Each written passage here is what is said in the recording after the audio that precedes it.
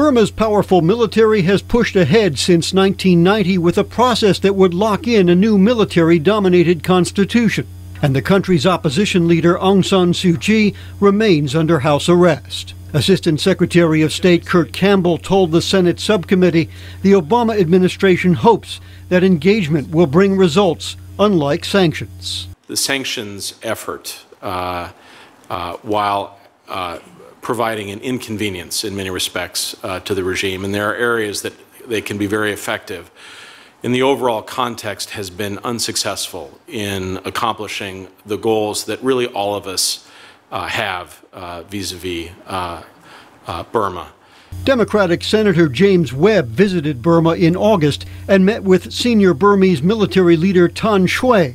That visit paved the way for Webb's talks in New York with Prime Minister Thein Sein in late September.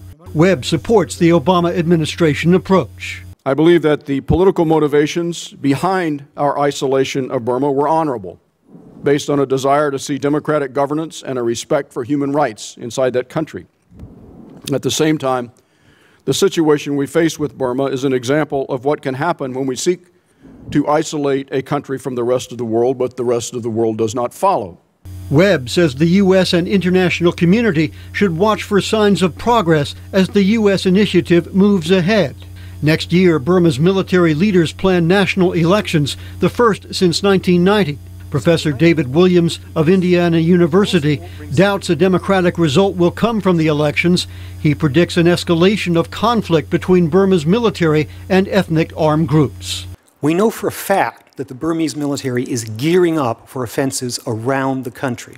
They're right now putting in supplies and resources, and that the resistance groups are gearing up for resistance. The mountains will run with blood as the elections approach. Assistant Secretary Campbell said the U.S. will continue to press for democratic reform in Burma and the release of Aung San Suu Kyi and other political prisoners. He said there will be no change in U.S. sanctions without signs of progress on key issues. Lifting or easing sanctions at the outset of a dialogue without meaningful progress on our concerns would be a mistake and would send the wrong message.